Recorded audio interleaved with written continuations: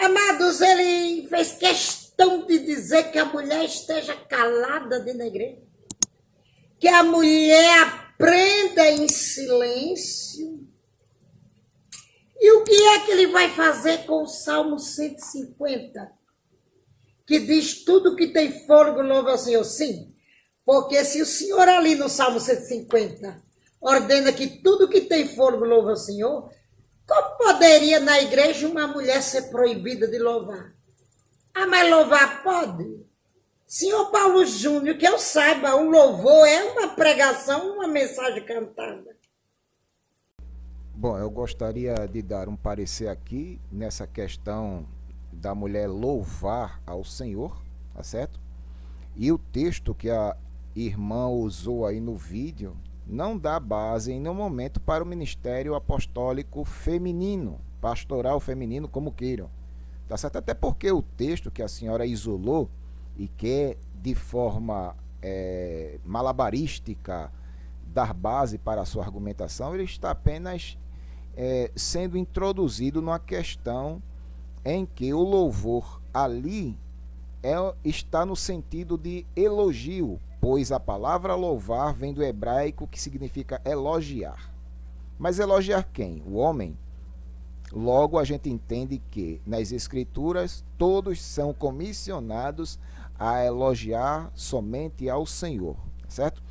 Então, resumindo, o louvor consiste em elogiar a Deus, em exaltá-lo e mostrar os seus atributos através das canções. E isso os servos fiéis o fazem perfeitamente, tá certo? Só que texto fora de contexto serve apenas de pretexto e é justamente aí onde surgem as piores heresias, tá certo? Então eu acredito que uma coisa não tem nada a ver com a outra. A irmã usou um texto de um assunto que não tem nada a ver com o assunto em questão tratado pelo pastor Paulo Júnior. E essa persuasão que lhe levou a essa pregação não é do Espírito Santo de Deus. 1 Timóteo 2,9. Que do mesmo modo as mulheres se ataviam em traje honesto, com pudor e modéstia, não com tranças ou com ouro, ou pérolas, ou vestidos preciosos, mas como convém às mulheres que fazem profissão, seu Paulo Júnior, de servir a Deus segundo o Senhor. A mulher não pode fazer nada dentro da igreja. Aqui não destaca a igreja com boas obras. A mulher aprenda em silêncio com toda a sujeição. O apóstolo Paulo trata questões com Timóteo do capítulo 2 ao capítulo 3, no versículo 16, sobre a conduta na igreja em Éfeso. Vamos analisar o texto. Da mesma sorte que as mulheres em traje decente se ataviem com modéstia e bom senso, não com cabeleira frisada e com ouro ou pérolas ou vestuário dispendioso, porém com boas obras. Paulo estava se referindo às mulheres ricas de Éfeso, pois elas seriam as mais prováveis em ter vestidos dispendiosos.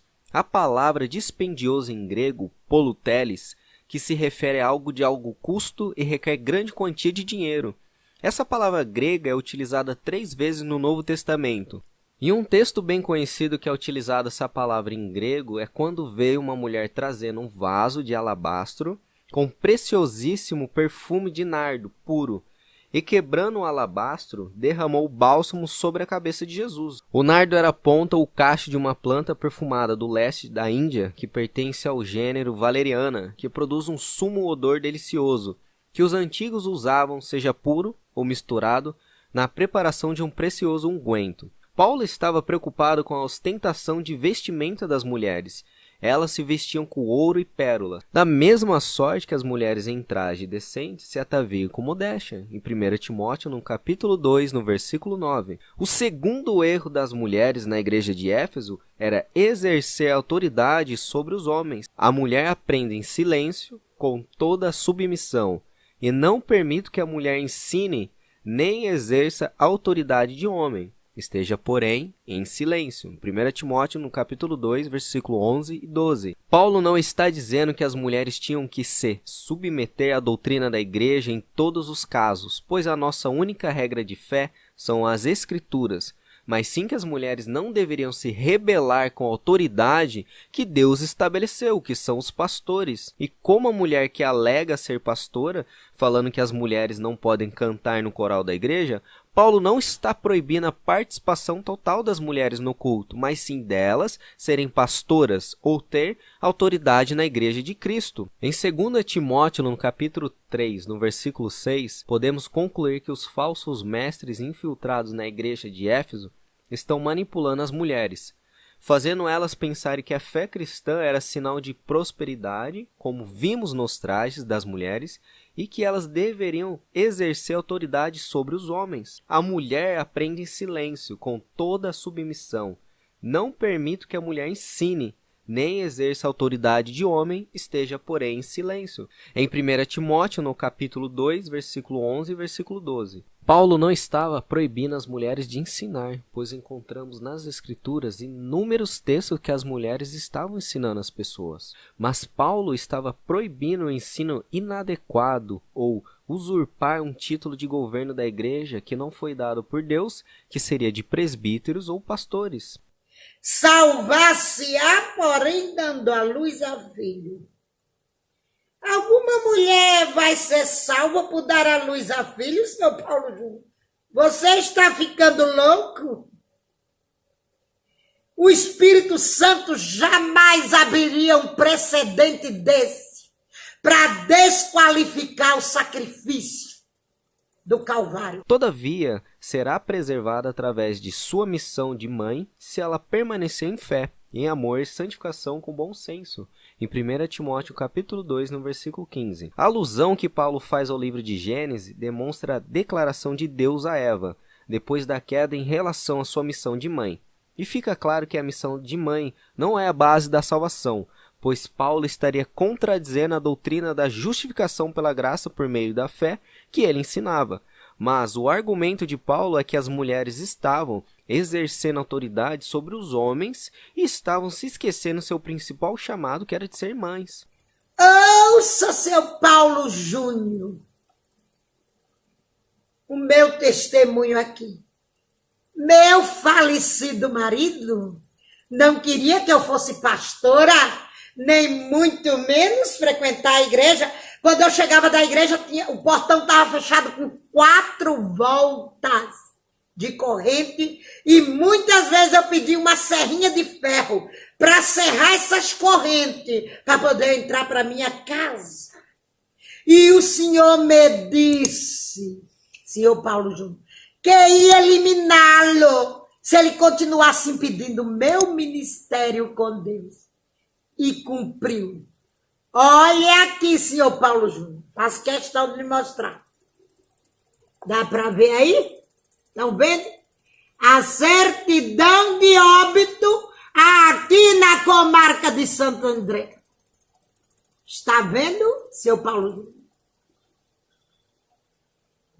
Ele queria me limitar e Deus limitou ele na sepultura. E eu estou aqui pregando a palavra de Deus. Tem 22 anos que ele deixou essa terra e eu tenho 30 anos que prego a palavra de Deus, seu Paulo. Aos 9 minutos de vídeo, essa falsa pastora, ela traz um testemunho absurdo que temos visto com frequência no meio evangélico como teologia da vingança. Quem se lembra do ocorrido com o falso profeta Valdemiro Santiago, que após ser exposto pelo jornalista Marcelo Rezende a respeito de suas inúmeras fazendas que ele possuía, o falso apóstolo alega que perdeu a paciência e disse: a mão de Deus te pesa hoje. Toda hora chegava uma notícia: ó, tá falando mal de você, põe lá. Eu botava lá e ele falando.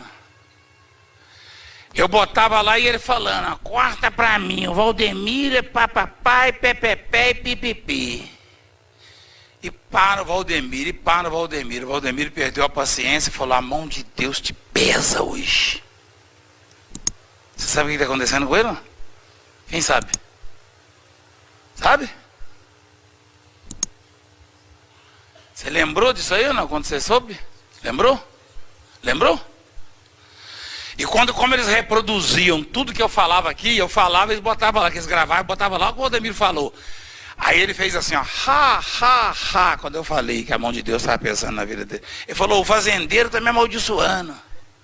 Isso é cristianismo? Cadê o ensino de Jesus a respeito de amar os inimigos? E agora essa falsa pastora alega que Deus matou seu esposo por impedir ela de ser pastora? A esposa não deve obedecer ao marido incondicionalmente, principalmente quando um homem ameaça uma mulher com uma faca. Como Pedro diz, é mais importante obedecer a Deus que aos homens, em Atos capítulo 5, no versículo 29. Em outras palavras, a esposa não deve obedecer ao marido ou ajudá-lo fazendo aquilo que Deus proíbe, como vender drogas, ou permitir que ele abuse dela. Se o esposo, por exemplo, agredir fisicamente, essa esposa deve exercer amor e perdoar o marido de coração. Mas também deve tomar as providências para que ele seja preso. Nunca é um ato de bondade ou amor facilitar a prática do mal por parte do cônjuge. E como Deus poderia matar esse homem por causa do suposto chamado pastorado dessa mulher, sendo que ele mesmo estaria contradizendo seu ensino, pois as escrituras não dão respaldo para o pastorado feminino? Eu, porém, vos digo, amai os vossos inimigos, bendizei o que vos maldizem, fazei bem ao que vos odeiam, e orai pelos que vos maltratam e vos perseguem. Mateus capítulo 5, no versículo 44. Aonde encontramos algum relato do nosso Senhor Jesus mencionando para amaldiçoar aqueles que nos perseguem? Ele não demonstrou o maior exemplo de como devemos imitá-lo? Leamos as palavras do apóstolo Pedro. Porque para isto sois chamados, pois também Cristo padeceu por nós, deixando-nos o exemplo para que sigai as suas pisadas, o qual não cometeu pecado, nem na sua boca se achou engano, o qual, quando injuriavam, não injuriava, e quando padecia, não ameaçava, mas entregava-se àquele que julga justamente. Em 1 Pedro, no capítulo 2, versículo 21 e versículo 23. Se a mulher alcançou uma posição dessa, foi Deus que colocou, seu Paulo. Deus jamais humilharia a mulher, ou abriria precedente para entrar o autoritarismo e o machismo na sua própria igreja, que é o que o senhor está pregando, seu Paulo. Me vale muito essa experiência. O senhor não tem experiência com Deus, não é? E o senhor é uma daquelas pessoas que eu vi no inferno, nas trevas exteriores, quando Deus me arrebatou do inferno, que negaram, estão lá, porque negaram a eficácia da palavra. Foram condutores cegos. Onde já se viu um cego guiar outro cego uma bucaria, uma prova, não é assim? E o cego é tu. Pobres ovelhas tuas que ainda concordam nos seus comentários com as tuas heresias. Mas aqui está uma que Deus levantou para contradizer pastores hereges como Ela tu. trata a submissão da mulher como autoritarismo e machismo na igreja. Essa mulher continua com suas loucuras, alegando que viu o pastor Paulo Júnior no inferno por ele defender que o pastorado feminino não é bíblico, declarando que o pastor Paulo Júnior é machista e autoritário na igreja. Primeiro que não foi o pastor Paulo Júnior que deu o significado de submissão e que as mulheres estejam caladas na igreja, mas sim foi o próprio Espírito Santo que inspirou os autores a escreverem isso. Ou seja, você está chamando o Espírito Santo de machista? Pois ele é o autor das Escrituras. A autora do livro Feminilidade Radical, a Caroline McCulley, ela alega no seu livro: embora Jesus tenha feito muito para corrigir o status das mulheres em seu tempo, a única coisa que ele não fez foi selecionar uma mulher para uma posição de liderança. Os rabinos judeus não ensinavam as mulheres. Jesus não somente incluiu mulheres em suas audiências, como também usou ilustrações e imagens em seu ensinamento que seriam familiares a elas. No meio das culturas grega, romana e judaica, que viam as mulheres quase no mesmo nível de propriedades, Jesus mostrou amor e respeito pelas mulheres. Enquanto o Talmud judaico dizia que era melhor queimar a Torá do que ensinar uma mulher, Jesus ensinou as mulheres livremente. Para a mulher samaritana à beira do poço, em João capítulo 4, ele revelou que era o Messias para ela.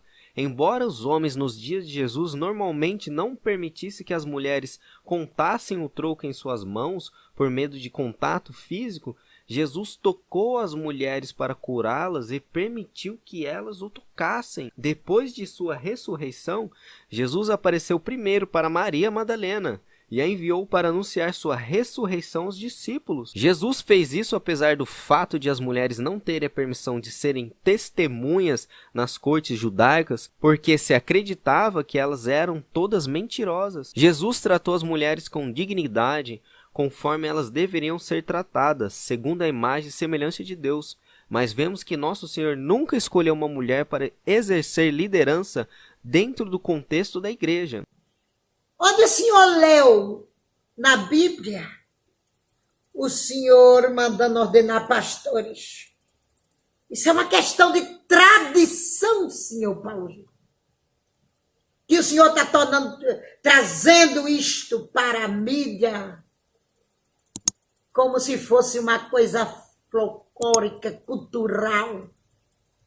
Não, isso é tradição da igreja primitiva. Aos 14 minutos de vídeo, ela alega que a ordenação de pastores é tradição. Será mesmo que a ordenação de pastores é tradição da igreja? Olha, vejamos o texto que Paulo escreve em Efésios, no capítulo 4, versículo 11 e 12. E ele mesmo concedeu uns para apóstolos, outros para profetas, outros para evangelistas e outros para pastores e mestres, com vistas ao aperfeiçoamento dos santos, para o desempenho do seu serviço para a edificação do corpo de Cristo. O conceito da ordenança nas Escrituras a respeito de pastores e mestres não é tradição da igreja primitiva, mas sim obediência bíblica da igreja primitiva e passada das gerações posteriores dos cristãos. Não obedecemos à tradição, mas a nossa mente está cativa à palavra de Deus. E a mesma descreve que Deus providenciou homens como apóstolos, profetas, evangelistas, pastores, para a edificação da igreja.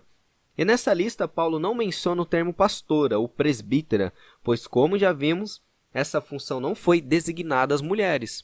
Infelizmente, essa mulher não demonstrou conhecimento bíblico a respeito do que estava falando, pois em 21 minutos de vídeo, ela atacou mais o pastor Paulo, o chamando de machista sem cobertura de Deus, do que apresentar provas contundentes à luz das Escrituras. Mulheres como essa suposta pastora, que são a favor do ensino que a mulher deva exercer autoridade na igreja, não estão contra os cristãos tradicionais, mas sim contra as Escrituras e contra o autor delas, que é o Espírito Santo. Que Deus abra os olhos dessas mulheres para enxergar que doutrinas bíblicas estabelecidas nas Escrituras devem ser obedecidas e não são questões de gostos pessoais. Que Deus nos ajude. Amém.